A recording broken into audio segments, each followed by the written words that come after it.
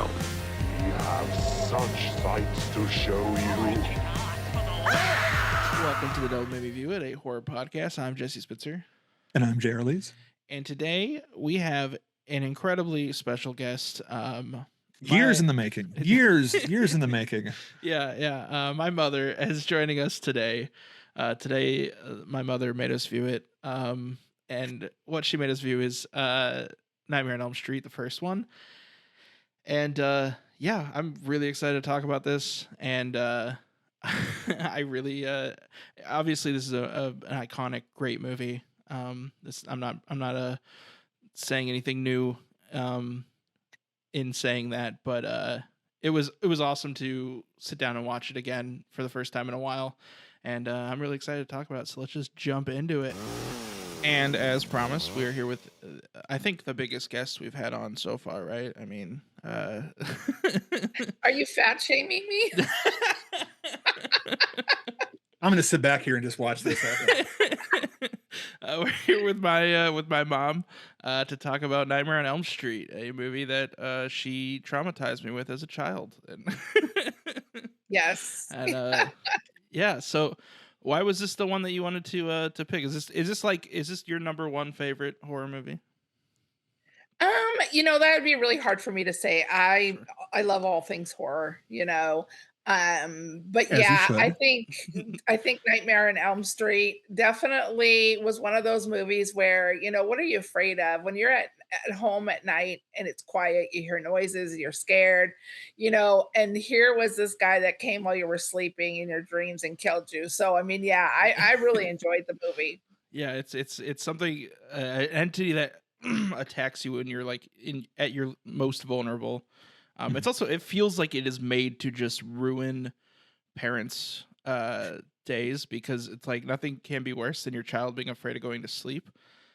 I feel like. Yeah, and then you're trying to get them to sleep and not knowing that you're basically going to get them killed, So yeah. Yeah. Go ahead and give us just like a little brief. I feel like most people watching this probably know. Yeah. Nightmare on Elm Street and Freddy Krueger, but for those who don't, just a brief little synopsis of what the movie's about. Sure. So the movie is about I don't want to give it away who he was, but basically townspeople had in the past come together and killed this guy who was murdering children. Anyway, he's coming back to the parents' kids and coming into their dreams and trying to murder them. They can't fall asleep. One of them gets in trouble because they think he murdered the girlfriend and it really was Freddy Krueger. And it's terrifying because, I mean, you can't go days without sleeping. So these people are trying to figure out ways to, stay awake or have people watch over them. And so basically better stay awake, Yeah. or else you're going to get it. I did, and I don't know when to bring this out, Jay, but I did bring props today for you. Oh, yeah, go ahead. Would you like me to bring those props out? Yeah, I think this would be a good transition. This is Jesse and I's history with Freddy Krueger. Oh, it was so nice. Yeah, so I want to tell that story. I think we've told it a couple times on the podcast. I wanted to hear the actual story because Jesse did the poor trauma me. Yeah.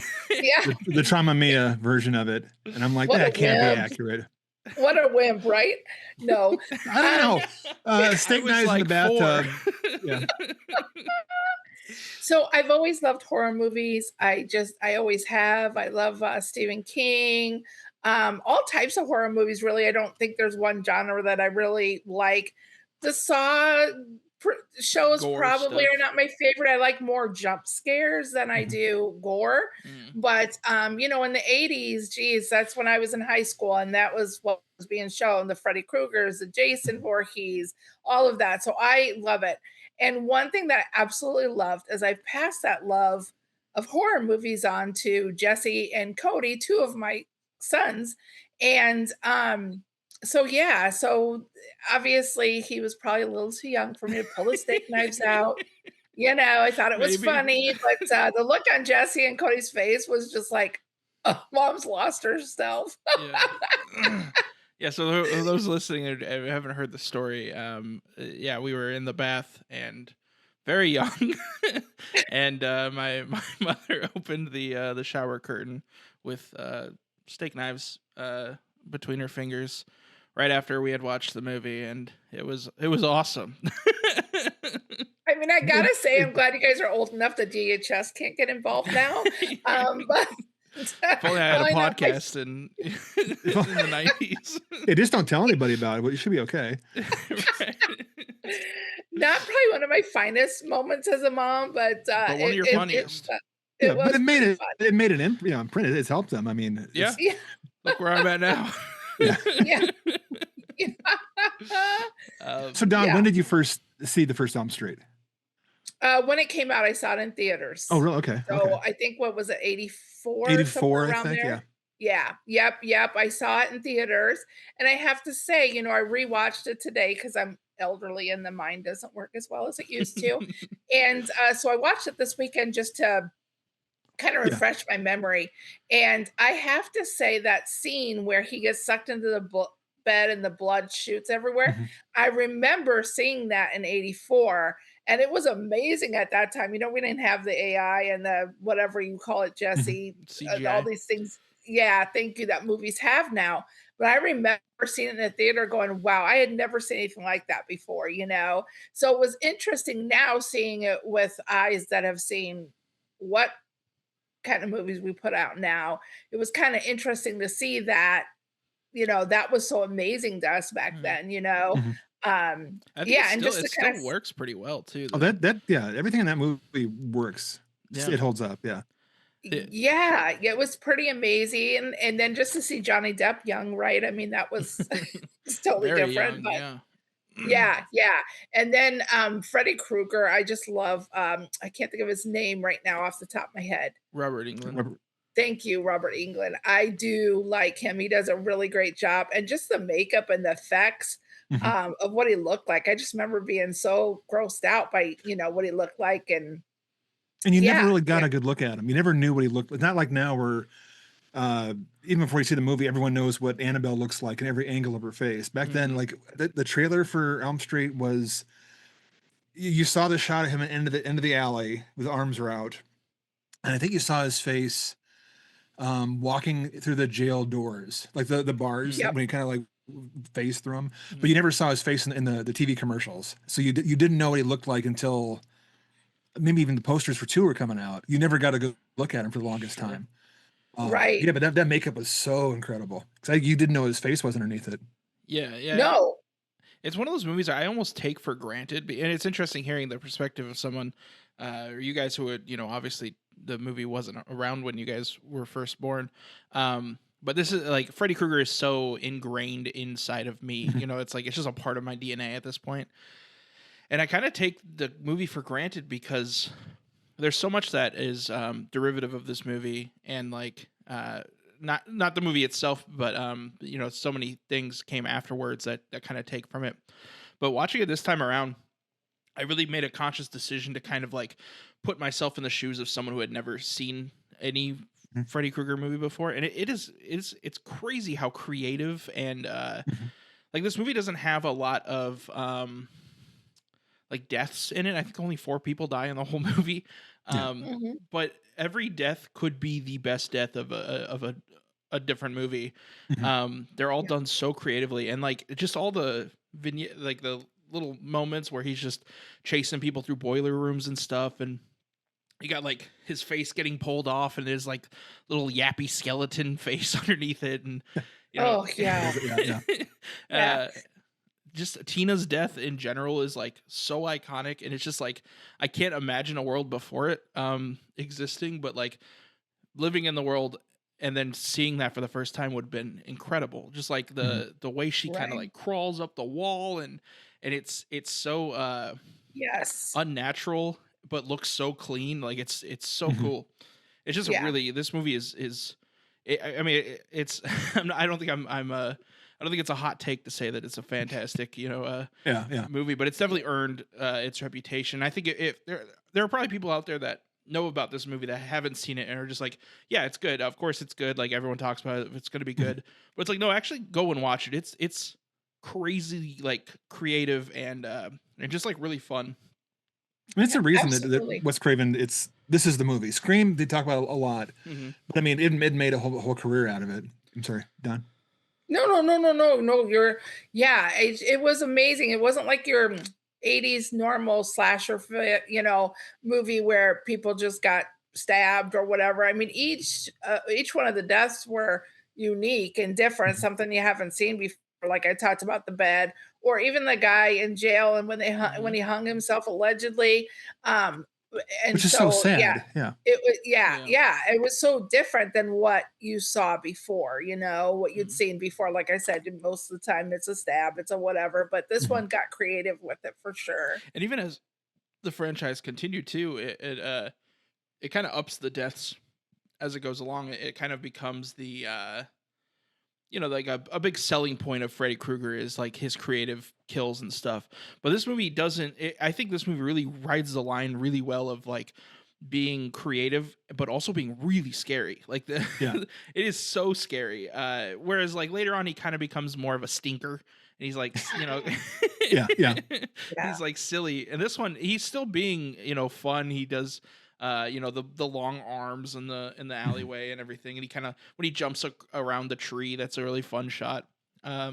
The look and then the fingers and yeah. Yeah, he's still doing all that stuff, but it's like he's just like playing with his food. Like there's no reason for him to be doing all this, but he's doing it. And Well, and then later on, they would explain like because it wasn't meant to be a whole series, but the right. sequels would say he's eating their fear, he's living off of fear. Mhm. Whereas this one, there's no reason for it. He's Right. doing it because he's just eating his food. He's playing with his food. When did you see it first, Jesse? Do you even remember? No, I don't remember. I mean, it's my earliest memories. I in the back of my mind, I'm scared of Freddy Krueger already. So, you know, That's So your Don, you mom. did your job. Okay. Yeah, um, right, because of your mom. I feel Yeah. horrible now. Yeah, that's just the whole point of it. It's like, like Jason Voorhees, it was because his mom, or I mean, he was basically wasn't watched. But mhm. Freddy Krueger, he just is like enjoying the Yeah. fact that he's Mhm. killing people. And one thing, like I know, like I'm afraid of the dark, probably because all the movies, even in my 50s, don't like the dark if I'm by myself, if dad's not home. And so you just kind of tell yourself, okay, just go to sleep. That's silly. But like these movies make you think, okay, it's not even safe to go to sleep, you Mhm. Yeah. know? Yeah. It's like, That's also yeah. something I really like about Freddy Krueger in this movie versus the other ones. And I listen, I love Freddy Krueger just throughout the whole franchise. I like stinker Freddy Krueger. I like when Yeah. he's being silly and turning people into video games and stuff.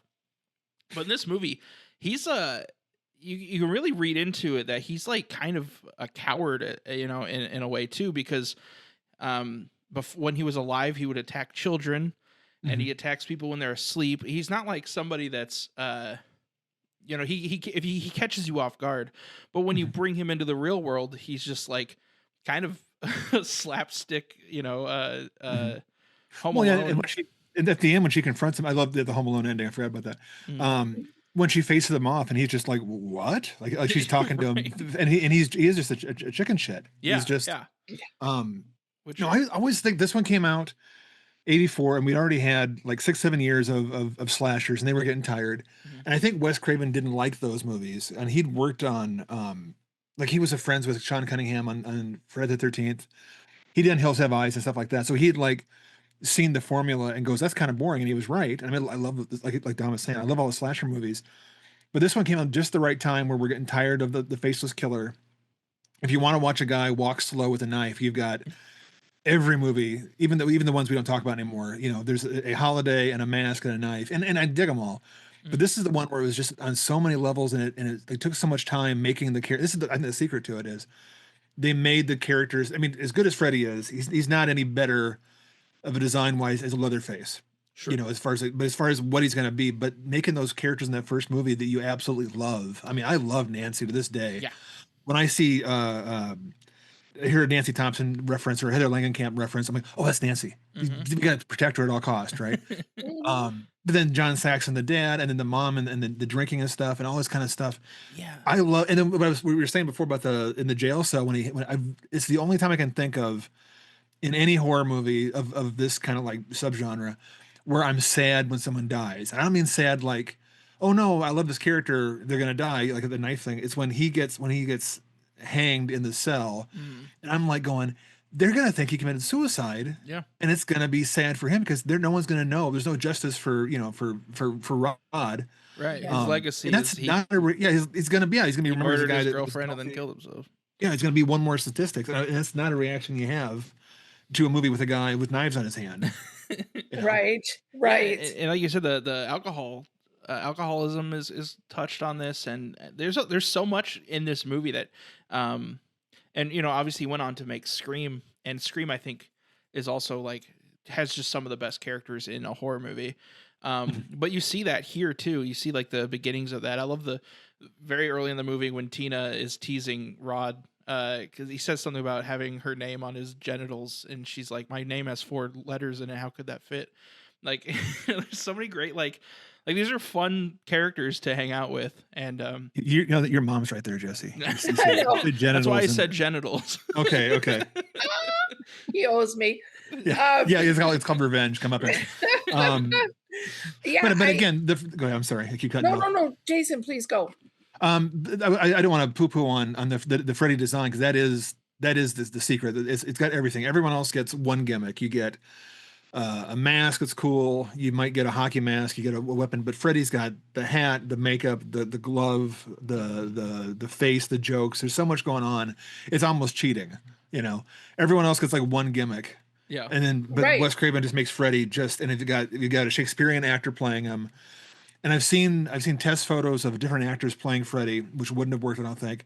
At one point they had like a newsboy hat, like a derby hat kind of thing. Wouldn't have been the same thing. It's got to be that hat, that silhouette. It's got to be everything about it. And it's just such an amazing magic kind of thing. You saw it in the theater. I remember we went down. I'd seen 2 first. For some reason, I saw all the sequels ahead of the first ones. I don't know whatever the rental places that I grew up around always had part 2. And I love Halloween too because I saw it first on TV, and I finally saw the first one years later and thought it's the same thing. But I went down to see the first when I rented it on Christmas Day. We just got a VHS player. We were a beta family. That's my age. So on Christmas Day, my little brother and I watched it, and he would have been about way too young. Not Jesse in the bathtub with steak knives young, but pretty much the same thing. And I think I did the voice to him behind the door, like the kind of a thing, enough to get him to plots. But yeah, it was just like, what is this movie? And then there's enough. You're talking about the CGI and like how nowadays you can make anything visually happen. But back then, I think I was reading something the other day about YouTube videos, how you can tell when it's fake, you can tell when it's real. When a thing is even partially real, your brain, even when you're into a movie, you're enjoying it. Like the upside down stuff, you kind of know, oh, the camera's upside down, so you know how they did it, but then you're still falling for it. But your brain recognizes it as being real, and it freaks you out 10 times more. Like I dig the Avengers when the giant Hulk guy smashes the other giant Hulk guy. It's a lot of fun, but I'm never worried the city's going to collapse. But in this one, even now, I'm like in the third one, I still can't. When I see, now we're getting really weird. Elm Street 3 has the opening with Patricia Arquette, and the Freddy comes out of the faucets. Whenever I see a faucet handle, like the little 4-way faucet handle, I can't do it because my wrists get all ticklish. Like, oh, I'm gonna get my wrist opened up. Yeah. So I have a quick question. Oh, I'm sorry, Jesse. No, go ahead. No, you go ahead. I have a quick question for you both because of your experience in, filming, editing, and all that stuff, and your knowledge of that. Does that ruin it ever for you when you watch a movie? Because to me, I don't know how they did that, and I'm just amazed by it. But to you guys, kind of when you know how maybe that shot was or that scene was shot, does that ever ruin it for you? Not anymore. We had to talk about this once. Like when you're in film school and you start putting together, you can't watch anything and not take it apart and not enjoy it. And then within like a year or 2 after that, you start enjoying it again. Like you must, I don't know if you compartmentalize the whole thing. For a while there, you're going through and going, oh, there's too many frames in this Armageddon movie, or whatever it's going to be. But I think for a little while you start counting pixels and stuff. But then after a while, you get over it real quick, unless it's done poorly. Right. I was And, gonna and say, then you just tear it apart on a whole new level. yeah, for me, it's kind of that's how I can gauge if I like a movie or not. If I'm sitting there thinking about the shots and everything, and this is my first, it's the first time I'm watching it, and I'm thinking about the shot composition or whatever, I'm like, oh, this movie isn't working for me. Like, it's not bringing me in. But luckily, I like a lot of different movies, so usually my first time watching a movie, I'm not thinking about that kind of stuff too much. Or the moment will happen and I'll be like, whoa, what a crazy moment. And then I'll, kind of think about afterwards, like, wow, how did they do that? Like, that was so cool.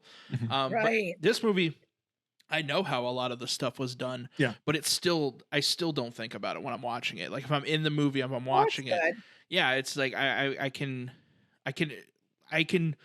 visualize myself in a room with Tina getting dragged up the wall and being like, that is horrifying. And like, what Right. the fuck do you like? You can't like, how do you process that in the moment? And then, then afterwards I can appreciate that they built an entire room on a rotating, Yeah. on a rotating It's a Fred Astaire gimmick. It's like the Yeah, whole thing spins, and I love all the mistakes they made. Just Yeah. the big swings. It wasn't programmed. It was like they didn't know what they're doing. And then they use the same room later on for Johnny Depp. So the blood goes through and it goes there, but then all the blood hits the floor and it takes the room's off balance. Then Yep. so it starts spinning, and almost, I don't think Johnny Depp's there that day, but it started whipping around, and then the blood comes up, hits the power cables. Yeah. It could have been terrible, but luckily they couldn't afford electricity, so it just went off. I think someone members of the crew to get like a little shock from it too. I think, it's so diluted though. Yeah. But yeah, and what a awesome mistake, because the visual of the blood pooling at the ceiling and then it all just washing over to Washes, one side. and it's all foamy, which is technically a mistake. It shouldn't be foamy. It doesn't matter though, because then you look at it and you go, I know how thick that is. That's disgusting. Exactly. And when you can feel like, it's like the one thing a friend of mine would watch the whole thing and he'd be like, that's not scary. That's just Caro syrup. But when Nancy's going up the steps at the end and the carpet turns into like pancake mix. Yeah. He's like, I can't, I hate that. I can't, like, that's the least scary thing in the world. He goes, no, to get stuck like in quicksand or whatever it was, that gummy, like you don't know why you can't move. And I'm like, that's not a fear I have. My fear is I can't go in boiler rooms. I go into a basement of a school. And then that's when it gets me. I'm not afraid of ice cream vans. I'm not afraid of being upside down, and I've never had a hard time falling asleep. I've never had the nightmare thing. Mine is going in the boiler rooms. I've gone into like the nursing home I used to work at. There's the room past where I was a kid in there. Scared the bejesus out of me because out of nowhere just all makes noise for no reason. All of a sudden the boiler comes on. Yeah. Well, And they're creepy places anyway, Oh yeah, for sure. Even like the more the less. Oh, sorry. What I was gonna say is, first of all, the feet going into the stairs is so. I've had that nightmare before, when it's like I need to get away from this thing, and like now the world is made out of sauce. I can't get a grip or move anywhere. But yeah, the even like the more simple effects. The one that comes to mind, which again is an iconic moment, when he's coming through the wall. And ironically enough, they tried to remake that when they did the remake, and they did do it in CGI, and it just doesn't work at all in CGI. But with the practical effects, where it's just him, I think he's just like pressing against nylon or whatever that fabric is. It's so cool. It's just like, it's like, to me, it's like, oh, that's that thing that I've known about my whole life, that shot. But watching it for the first time would be so crazy. It's like, because there's nothing else that looks like that. And it's such a cool, like, I don't even know how somebody comes up with an idea like that. Like, to just like, right. But it's so cool. This whole movie is just, it's just packed full of those little moments where it's like, man, how did they even, like, let alone how they executed on the idea? How did they come up with the idea? Like, it's so crazy. Right.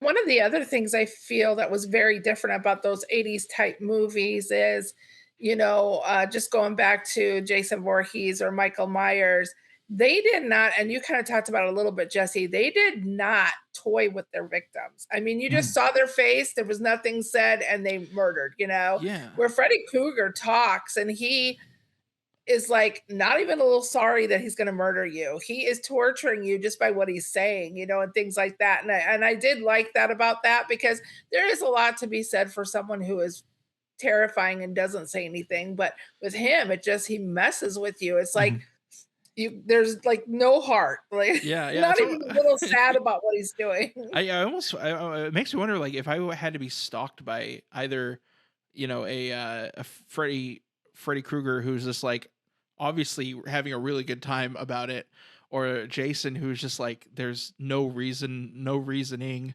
I don't know which one's worse, but they're both very scary for sure. Yeah. And this is before Child's Play too, right? Or Yeah. Child's Play. Oh, yeah. Child's Play as well. I think so. Yeah, by a couple of years. Yeah. Yeah, Yeah. so I mean, really, I feel like Freddy Krueger kind of walked so Chucky could run too, because Chucky kind of Yeah. he's not in the same. It doesn't feel like Chucky is doing what he does because he sadistically, is enjoying it, but he's still, he's not having any qualms with what he's doing, and he's talking and being a little shit too, and it's Well, and also the dialogue. I mean, the fact that he's funny. I mean, Freddy.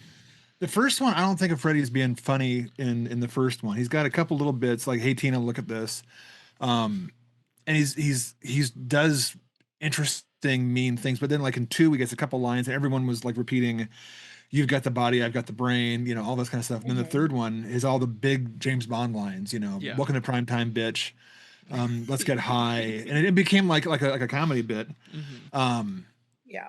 But then by the fourth one, they had comedy writers on there to make it funny. Yeah. But then you have, like you said, now Chucky can come across and be funny, and then Wishmaster has all of his ironic lines, Oh, and even Pinhead starts telling jokes in 3, because you can't get that bloody in the late 80s, because the MPAA comes down and goes, okay, we can't show beheadings, and then Freddy was always easy because he stopped using the finger knives that much, and then he turned into like a comic book scene. Or he turned into a giant worm, and then the MPA can't go. Kids can't go off and turn into a giant worm and hurt somebody. They can get a knife, but he could get away with a lot of that kind of stuff. Right. There's only so many jokes you can tell as Freddy before it does stop being funny. Yeah, the later Freddy movies do get a little bit eye rolling at Oh times. yeah. And I never then- did see like Freddy versus Jason or anything, but Yeah, I would say New Nightmare kind of brings it back around. That one's Yeah. probably up there for scariest with this first one, I think. Yeah. Because that really, I mean, I love that movie so much as well because it's so like all the meta commentary and everything. Yeah. It's really cool. Yeah. When it's Wes Craven again, and Right. it's off of his idea. I mean, Wes Craven did a draft of Elm Street 3, and in the novelization back then had like basically a novelization version of that. It's a lot scarier, but they go, no, we're making toys now. We're making a 1-800 dial 1-900 number to call Freddy up. We have a TV show coming up. Let's not be scary. Let's be kind of silly. Yeah. He's making late night appearances and. Well, the Freddy's Nightmare show was actually pretty fun. Not good in any way, but there was so much. I love the first one. Toby Hooper did the Welcome No More Mr. Nice Guy, where it's the origin of Freddy, and I'm so excited. It's going to be the whole backstory, the prequel to the thing, and he's barely in it, and it's none of the same. It's fast forwardable, but I still love Robert Englund. Being Elvira, talking to the camera. And I love that in this first movie he is just a child killer and nothing more. That was one of the things that I don't know if is it. I think all the way up until the remake, it was like he was just a child killer, and then the remake made it like explicit. Like no, he was also a predator. He was a dirty man in the first one, and then I was just reading this today.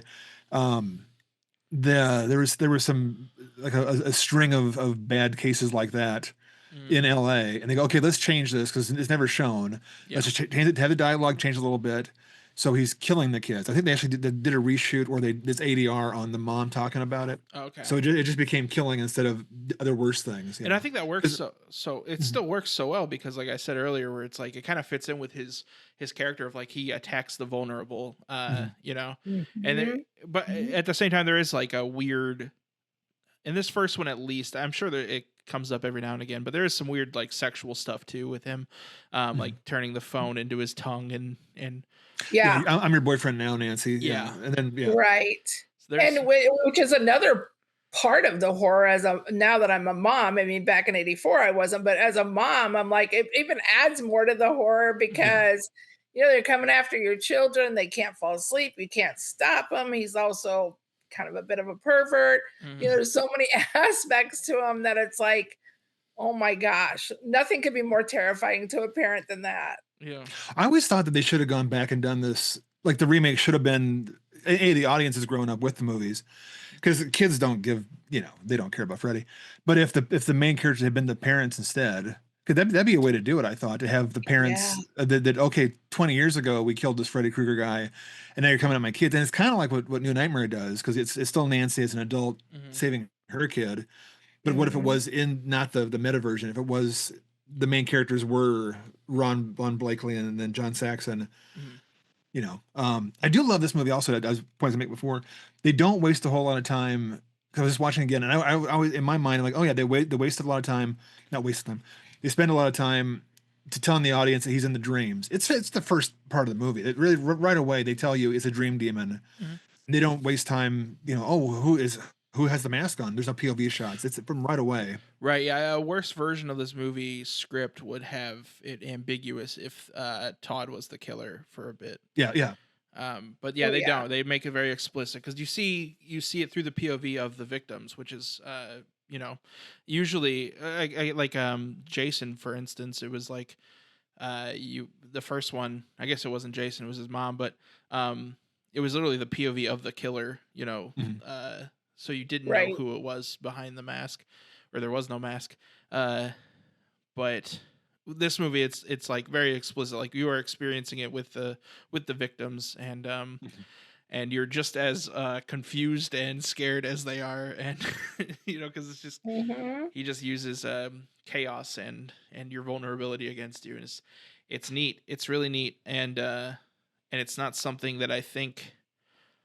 I wish that the franchise hasn't moved on, even though I love where it went and I love the fun stuff. I do wish it kind of rode that line a little better of being scary still while Mhm. also being, Right. creative and fun. Well, I think he put Right. the scary. Like he figured out Wes Craven the formula for Scream Hmm. because it really is scary and fun. Yeah. Whereas the Elm Street sequels just kind of became fun. Yeah. Um, Yeah. And some of the best comedies are now horror movies. I mean, some of the best lines or, the Talk about funniest weapons. lines are in horror movies, now. Yeah. Weapons is obviously Oh, I can't believe we haven't done an episode on weapons, but we really need to. Yeah. I think all I remember from Weapons is Jesse going in the theater out loud, "What am I watching right now? What the hell am I watching?" yeah. Yeah. I was glad I was able to I've see that never with you heard in you theaters. laugh that hard, Jesse, in my life. Yeah. Yeah, It was the this I, movie Elm Street is not, that laugh out loud funny. best. But No, but no. But I did love the end of it, right? You think, "Oh my gosh, the kids aren't dead. Look at they're all fine. They're gonna go off." And then just like I think Jason said it earlier, the color of his sweater, the hat. I mean, mhm. you're not done with the movie when you see that stuff. When the hood came down in the car, and I laughed out loud when the mom gets pulled through that little window in the door. It's so silly. I think that it is Yeah. I also love it, but definitely not for reasons that I should be loving it. No. Yeah, it's like that to me is the big blemish, and it's kind of fascinating that the ending can be that insane and like I hesitate to say the word dumb, but it's really dumb. um but like it doesn't tarnish the movie as a whole. Like the movie is still in history as one of the greatest horror movies of all time, Mhm. despite the ending being so just what Well, that the It was seemed hell? a little thrown together, like, right? well, Like, I don't know how to end this, so we're just gonna throw it together like well, it that. was But supposed to end. The Craven preferred ending, I believe, was just the camera's going to go over to the kids, watch them drive away. But the one box that had it, it follows the car. The pop doesn't pop up. It's just Rod's car. They're all back. It drives away, and you see the kids playing, singing the nursery rhyme. You know, the scop, the hotchkop, whatever it was called. So then it's supposed to be ambiguous. You don't know if they're in the nightmare or not. Yeah. And then I think there's one version where the top pops up and then the car drives away and that's all it was, and screaming that they're all dead. And then someone had the idea we need to have like the Carrie ending where it's just one last big bam. Yeah. And I will defend. I do not like VHS. As a kid who grew up in the 70s and 80s, anyone who has a VHS player, internet loves it. Good for them. God bless. But they didn't have to live through the time when movies all looked like shit, you know, except for I love my grainy ass copy of Chainsaw. And I love the fact that my Elm Street in my head was blurry enough and cropped enough, 4:3. So when the mom gets pulled through the hole in the door, oh my God, that was so scary. Because again, it was a little blurry, all the red door kind of bled a little bit the way that the tech was. And now I have my pristine Blu-ray and I'm like, what the fuck is that? Because when she gets pulled in, you can see the rubber face for a good couple. Yeah. And I have gone frame by frame, but when she gets pulled in, you see the rubber legs flap, Yeah, the floppiness. Yeah. and they hit the far side. And I'm going, It's I like never they saw. pulled Barbie through. Right. Like Well, it's inflated Stretch Nick Barbie. Armstrong. Whatever's inside of it, it's got to be. It's sped up. I'm like, just pull. If you're doing it on film, pull out again the tech head. The idiot. You can't watch movie for what it is. Pull out those 2 frames. Yeah. Her feet are only full forward. Just chop them out. No one's gonna know it. Just pull those frames out. Yeah. That is the blemish. But again, it's also I love it though for that reason. Mm-hmm. And I just how she's sitting there watching them drive away all happy, and then they're screaming for mom, and then she's like, I'm not gonna drink anymore. Yeah. I woke up this morning, I'm gonna be sober. And I'm like, oh, she's gonna die, And I guess the point of it, I never caught this because I saw 2 before I saw 1, and in 2, new people move into the Thompson house, that house. They're saying how we got it cheap because the last lady, she killed herself in the living room with a butcher knife, which is you wouldn't tell them how they did that, but anyway. So in my mind it was always that Freddy made it look like a butcher knife, it made it look like, and then she went off to insane asylum. In 3 we find out that she's actually she got better and she tried to save everybody, but it was supposed to be that it was always a dream that she never got out. So when Freddy dissolved in the bedroom, which sounds kind of dirty, it was never supposed to. She never got out of it. It was never supposed to be that. It was always supposed to just be she never wakes up. And I'm like, I kind of like just pull those 2 frames out, and maybe the frame where the rubber face is like it's a blow up doll. It's just they sold that doll on. I'm not going to say where you bought it from. Keep your receipt. But I still love it. If they cut it out, it is missing that little. Again, watching it on VHS or growing up like Jesse did. It's that walkout like that Don had. You walk out of the theater with that last little blast. It's like the end of Carrie, the end of the Friday the 13th, the first one, where he pops up. It's that adrenaline bit at the end, as opposed to the ambiguous. You want to get everyone, because then the idea was, as you're walking out of the theater, laughing, screaming about it, the people in line to see it. Oh, what the hell's that going to be? And then the next, everyone's it grows. Yeah. And the other moment, which ironically is also has to do with Nancy's mom and her face being weird, is when he's disguised as Nancy's mom, trying to have her let him in, and it's that really bad rubber mask in the what I'm talking about in the window. Oh, But in that moment, it almost works for me because I can write that off as just Freddy Krueger being a silly goose. Like, I don't think he's trying to be convincing in that moment. But yeah, it's funny that they the floppiness of the legs for sure is something that I can't unsee. Like every time I watch that scene, it's so like I wanted to hate it how fake it was, but it was so funny. I don't know. I was just laughing so hard about weirdly it. enough, it would fit better in a later Freddy Krueger movie, and you could just write it off as it's just that's just Freddy Krueger shenanigans. But he turned her into a. I love the research that you guys do is amazing, and Oh, there's And no you research. guys really We just don't know anything outside of horror movies. It's just that's Yeah, all this that's is in there. this no, is but like I the just paying love that. off. Like just listening to Jason with some of the facts and how things were done or the ending, the different endings. That's amazing. I love that. We need to have my mom on more often. I'm just saying, yeah, this is good for my ego. Go on, more about us being so smart. Come on.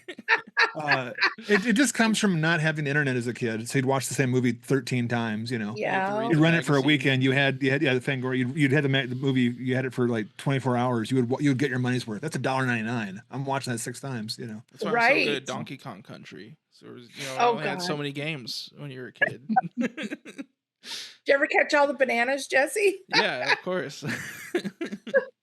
But yeah, Yeah. I think I can't remember what the point I was gonna make was. So He's stuck on bananas right now. I am. I'm thinking about Mom, don't bring up the bananas, my Mom. 102% save on Donkey Kong Country 2. Oh my gosh. Well, that was the thing too, a lot of times movies going from the theater onto a TV screen, you miss a lot, right?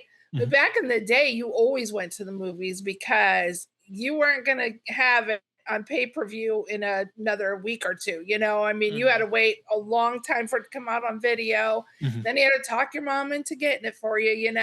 So I think a lot is missed now that people don't go to the movies as often because on a big screen it's so different. You get such a different showing. It's scarier to me, I Mhm. think.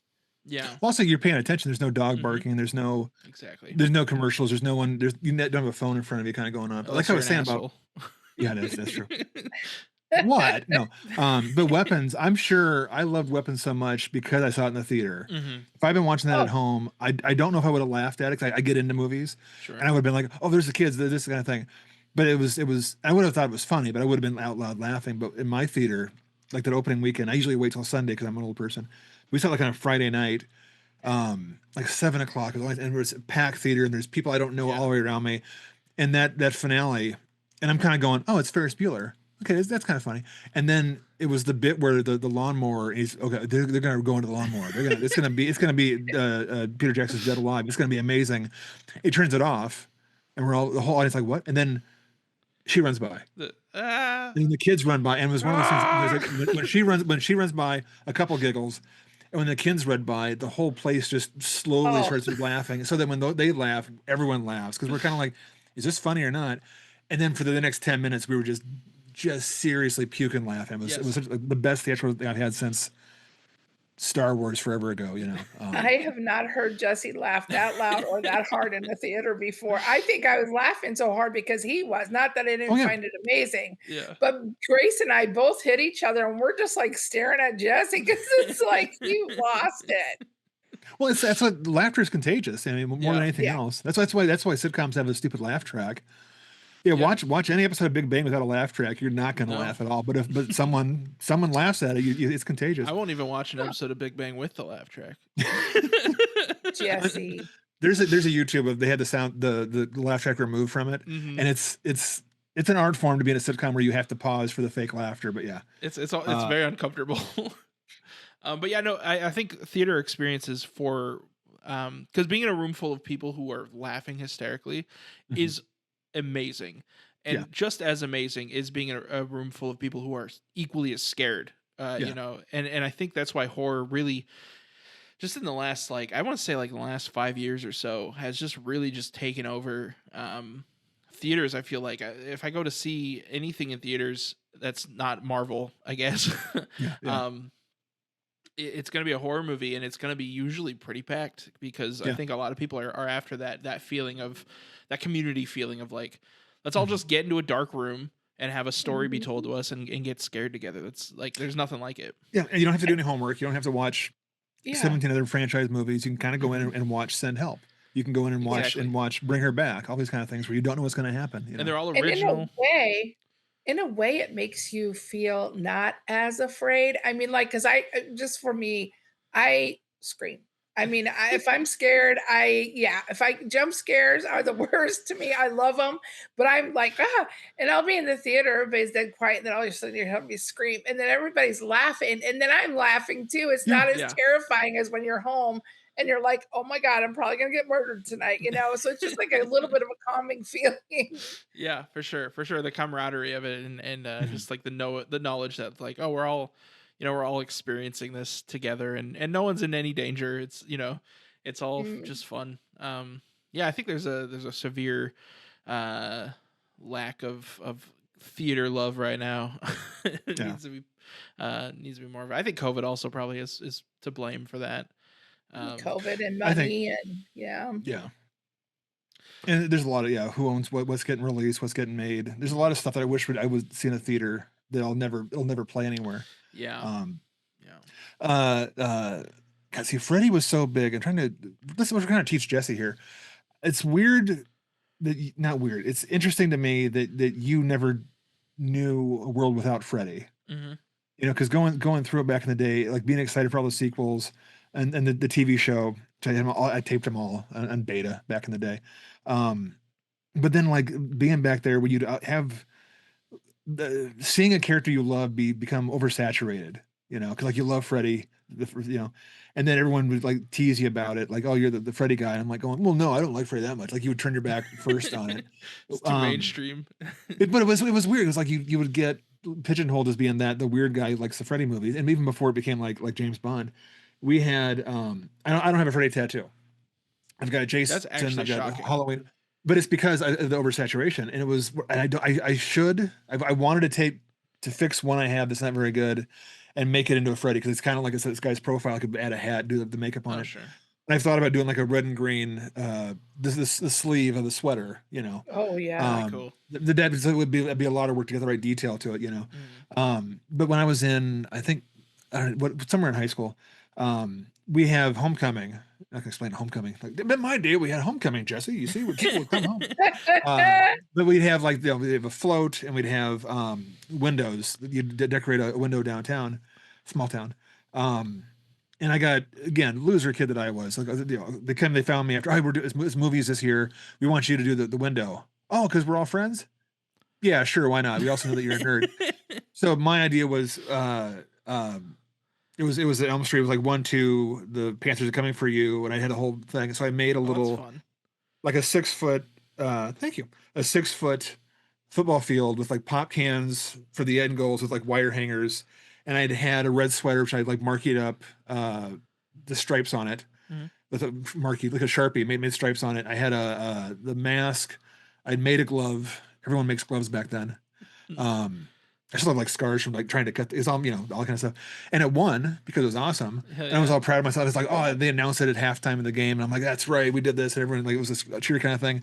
And then the next week in the paper, there's a letter to the editor saying how it's kind of sad that we celebrate this Freddy Krueger when he's a child molester. And on the films, and it's kind of sad that we not only Oh, did we do it, but geez. we also it gets worse. We also announced it as the winner, and I'm like, in my head, I'm going, they don't say molester, he's a killer, because and as again, Yeah. dumb kid that I was, I read Fangoria, I knew the story about they took that out, and I'm like, and I found out I knew the lady's name, and I'm always kind of like, it became like a punchline of like, well, I'm feeling good about myself. It's gonna be this Jane Doe lady. Like a punchline. And then years later, I found out she's a big friend of the family, and she wasn't being mean to me. She thought it was really cool, and she thought it was so creative. But the way it came off was, it's kind of sad that our society does this. She didn't mean that we celebrated Freddie. She meant the Yeah. whole world was celebrating Freddie. Yeah. But I took it as being, I suck. Oh, that's so sad. So, but it was, and I remember, so I like her putting your name in the paper, just like, it's so sad that we let this child manipulate this us all child, and here's his phone showing number, his them. address. And, yeah. What's wrong with Jason? Ah, Jason. And by the way, he's kind of fat too. Look at his hair. Oh my gosh. No. By the way, his parents are No. divorced. If you want to get really deep in there. Oh Um, God. yeah, So but Jason, no, what she made was. what made you get into horror? It's weird because I think it was. I love movies. I've loved movies since a kid. As a real little kid, it was Frankenstein and Godzilla movies and Star Wars too. There was a before Empire came out. There was on TV to promote Empire Strikes Back. There was a from Star Wars to Empire, the making of special effects. And as an hour special, Mark Hamill hosted it, and the first half it was the stop motion of King Kong. It's on the Blu-ray now. It's out there still. That's cool. They showed how King Kong was animated. They showed the makeup of Frankenstein. They showed the pterodactyls that Harryhausen did later on. Jason and the Argonauts is a big movie. So they show how they did them, and I thought it was so neat. And then I was in California back then as a kid. They went to Jim Henson's studio, and I saw the Muppet, the Kermit Muppet, the puppet, and I was like, this is preschool, so I'm like 5. And I'm like, that's not real. And I wasn't like heartbroken, but it was interesting. And then parents would come to Iowa, and it's like, okay, I'm all by myself out here, and I just got into all this old stuff. And you can't study Police Academy movies because why would you want to in the 80s? But they had magazines about the horror movies, so I would get into this kind of stuff because it would talk about the cameras they use, and they talk about how they had to hide the chainsaw and chainsaw. They had to cover up the brand name because they didn't have the rights to it. That kind of little stuff. Yeah. Yeah. And I love those little anecdotes kind of stuff. And then like the Freddy, the guy that was in the your hero, the steak knives in the bathtub, that's not Robert Englund. That's another guy who made the glove, who has his hand underneath Hitler Langenkamp. And the way that was working, I was like, and the tub was like 6 feet in the air. That was amazing to me that they did that kind of stuff. So all that, I love all that. It's like a magic trick. Some people love Houdini and how they made a trick. I love to know the upside down room with the blood and stuff. Exactly. Yeah. Right. Yeah, it's like, Jesse, I think that's kind of the same as you, right? You love all that stuff. I mean, I know I've always enjoyed horror, and you kind of got into it for that, but I think you also like that aspect of it. I think it was kind of two things, because I hated horror for a long time, Right. because I was so afraid of it. And then, when I got older, right, for some reason, I don't know why. Horror movies and steak. I'm afraid of both. I can't figure out. I just eat it. I just pick it up and eat it like a. You're afraid of steak? Yeah. Well, I don't want to cut it with the knives. Oh God! Ooh, As a spoon. Yeah. No, that's funny. You said you were afraid of it. I forgot about that though, because I hated being called out for being afraid. I saw Raiders of the Lost Ark in the theater in '80s. So I'm like 6 or maybe 7. And when it terrified me, and it wasn't the gory stuff. It was the propeller blades. It was the anticipation of it. Mm-hmm. And I hid behind the seat in front of me, and people are with her like going, "Baby," and they all jumped too. But I was so afraid of that scene, and then they made fun of me for it. Then I'm like, "Oh, I'm not gonna be afraid again." And just like Clockwork Orange, my eyes are wide open. I'm not gonna be afraid again. I would watch this stuff, torture myself. Yeah. And I forgot about that because I was the opposite. I was like, I want you to know that I'm scared, so you don't make me like. I think that's why I like Eddie so much in the 2017 It remake, because he is terrified of everything, but he is not ashamed of it. Like, he's just like very expressively like, "Hey guys, this is fucked up. I'm scared. We shouldn't be doing this." Like that was 100% me.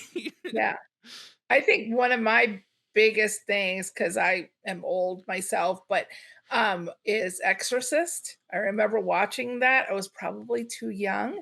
And all I remember, and this is why I did it to you, Jesse, is your Aunt April was in bed. We slept in the same room, and she's in bed and she starts flopping in the bed and she starts talking just like the devil. And I mean, it was dead spot on. And I was that was the most terrifying part of any, like, not even a movie scared me that much, but it's just so funny that ties into your life, like you and I with the steak knives. We still laugh about it today, and my sister and I would laugh about, so it's funny that you're scared, but you're kind of afraid to admit it, but yet you find it kind of funny too. I think being a horror fan, you kind of have to, I've said it before, where it's like when you have like a sore in your mouth and you can't stop poking it with your tongue, where it's just like, it's an unpleasant experience, but like, I don't know, it's something that draws you to do it. It's like that fear, that like that shock that you feel when a jump scare happens and it really gets you. It's just like, oh man, in that moment I thought that I was going to die.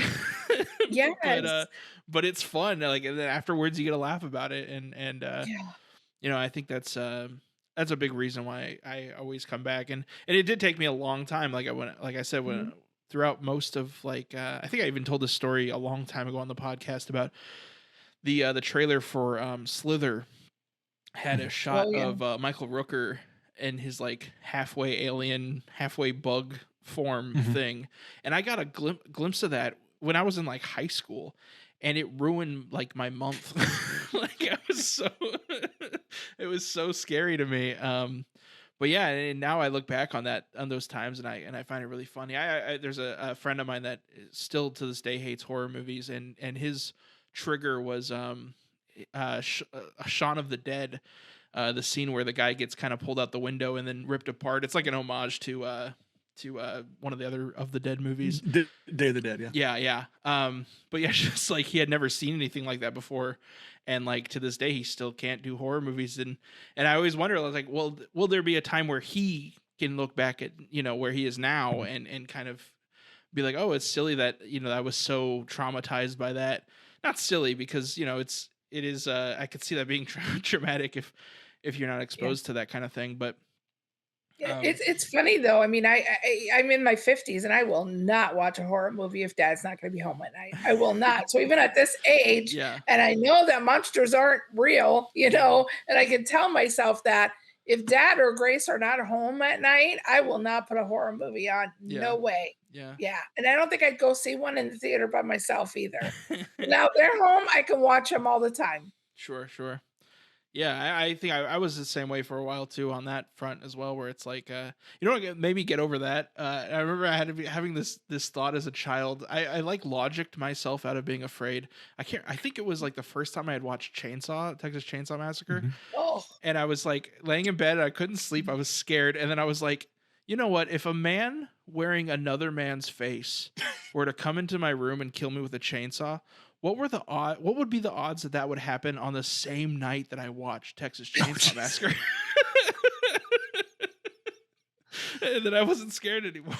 So if he comes in here with a chainsaw tonight, I'm going to run away, buy a lottery ticket because I'm the luckiest bastard ever. That's right. Right. I love that though. That's the greatest thing ever. It's not going to happen twice in the same day. Exactly. Then the next night though, he's like going, shit. Yeah. The other movie I remember making me get over my fear of horror movies was Darkness Falls, about the killer tooth fairy, because her whole thing was she can't attack you if you don't see her.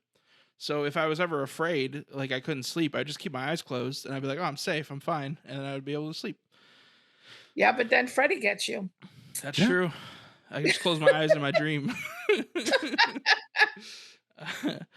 Just turn your back on him. It works that way. Yeah. We've gone a little bit off topic, but I think this has been a great talk, and I just want to really thank you, Mom, for coming on. No, thank you guys for inviting me. This was so much fun. When you asked me, I was thinking I've watched you guys' podcast and you talked through the whole thing, right? And it's great and everything, but I thought, I don't know how much I have to say, but talking to you guys so easy. And then, all the information you guys told me about the movie and how things work. I loved it. I appreciate and thank you guys so much. It was a lot of fun. Yeah, absolutely. Oh, we're not done yet. I've got the rest of the night open up. I want to hear. Let's do a 2-hour special. I want to hear about the killer clowns that she showed you. Well, the whole thing is, I want to know. It's the community about horror stuff. It's not about how great was Star Trek 2, which by the way is great, but it's also when did you first see these things? I love when people walk in and they go, I just today picking up my wife from work. I'm wearing a chainsaw shirt because I'm really on topic, and cool. Because it's Monday, it's my Monday shirt. And one of the ladies at my wife's job, she was wearing a Friday 13th Part 6 t-shirt, which is weird because she's like 22. She's probably never seen the movie, but she's a fan of horror movies. So I make a joke about, hey, nice shirt, like it's being polite. And then she mentions she loves horror movies, but for her it was A Nightmare on Elm Street when she was too young. And so I'm sitting here kind of going, I'm doing a podcast in like a half an hour. This is why I was late talking to her. But podcast like a half, but I didn't want to bring it up. So she's talking about how she saw it again. Everyone says the same phrase. I saw it too young.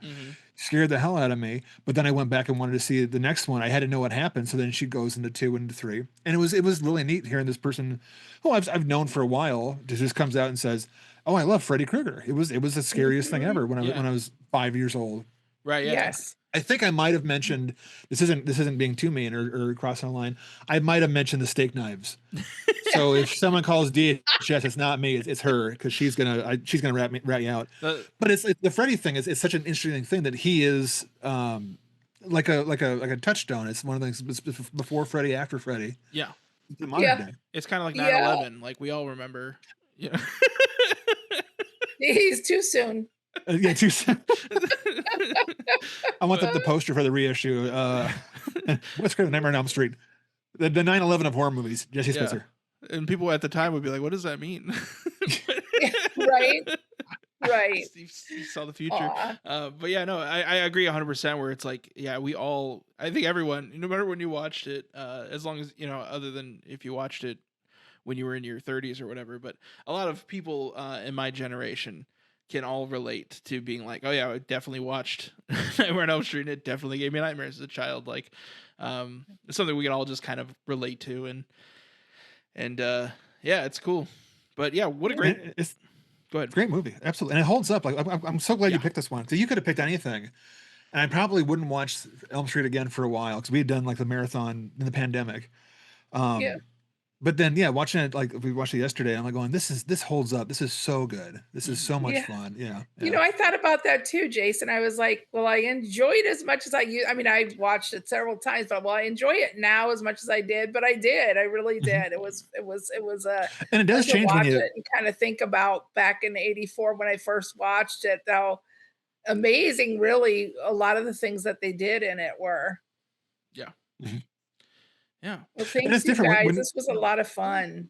Thank you for Absolutely. coming on. Yeah, no, and thanks for making us watch this movie again, because yeah, as You're y'all gonna said- you're paying her, right? Anytime, Yeah. anytime. I'll cover this one. All right. Yeah, well, so we'll go ahead and let you go, and then we'll wrap up here. All right. Well, thank you, Jesse and Jason. It was a pleasure, and anytime. All right. Okay, thank you. Thank you. All right, And we'll cut it you're there. free to go.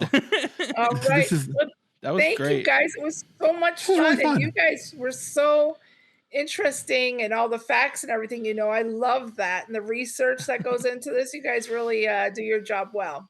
Yeah. If only paid very well. We loved your the Devil Made Mom view it. The Evil Dead stuff was Yeah. great. Yeah. The Bruce Campbell being your spirit animal. I love that. Yes, you guys, that was not something in my wheelhouse that I would have probably even remembered to watch or to think about. Mhm. And so when Jesse asked me when I first started watching it, I was like, what is Jesse making me watch? But then when I realized that was why it was so good is because it's kind of out there. Yeah. I loved it. And then he was just amazing. And nobody else could have done that like No. him. I don't think. I can't imagine another actor doing that. I'm so glad the remakes don't have a new Ash. They don't even try to have Yeah. the big chin hero. Don't do it. It's gotta be what it is. Nope. And so the new one, the newer one, it's so different, but it was terrifying too. Yeah. So yeah. All right, guys, but I don't want to keep you all night. It's Monday night, so we all got to work tomorrow. But I guess you don't, Jake. Shut It's up. my Saturday. Oh God. Well, you guys have a great night, and thank you so very much. Oh, thank you for coming on. Yeah. Thanks. Yep, Thanks. take again. care. All right, guys, that was a incredible episode. That was so much fun. What a great pick, and I Pick up moms. Yeah, good job. yeah. No, the being able to cover Nightmare on Elm Street, which I feel like that eventually we would have gotten to it. But I'm really glad that we sat down and watched it, because what a great movie. And But no one's gonna have that story of traumatizing her kids in a tub. yeah, About like that's I don't care who we have on it. Maybe Robert Englund have a better version, it's so funny because but it wouldn't be that. Yeah. yeah, the more that someone knows my mom, the less they believe that story until she tells it herself. Because, but yeah, she did such a great job. I wasn't worried about it. She's a good talker. So, but yeah, it was a super fun episode. If you have any comments about what we watched or any other movies we've covered before, you can let us know at all your social medias down below at TDMMVI pod, or you can email us directly at tdmmvipod@gmail.com. Let us know how your mom traumatized you. Actually, that's a bad one. That's not that. If you want to just report Dawn to DHS, the address to do that is. No, I would love to hear everyone's first time with Freddy. For sure. Whether it was a VHS, whether it was the rare people who saw it at a drive-in. This is the one that everyone, older brother, not my case, older brother had him watch too young, or they watched it at a friend's house and it was too young. I love, or while we're at it, what's your too young movie? Oh, She had yeah, mentioned that's The good too. Exorcist. Mine might have been Jaws that did it too much because I didn't see Exorcist till way later, but something that was too young would have been probably Jaws. Yeah. Um, Yeah, that's actually Yeah. a great question. I would love to hear other people's stories about that. I love hearing about what movies, especially ones when it's not a horror movie. When like that's so fun to me. Like your story with Indiana Jones and things like that. It's I love hearing about stuff like that. So yeah, let us know. And until next time, I'm Jesse Spitzer, and I'm J.R. Lees. and this has been Devil May Me View It. Thanks for watching. Thanks, guys. She's gonna take over the show. It's gonna be next week. It's just gonna be the Devil Made Mom View It. Yeah. It'll be her and Becky.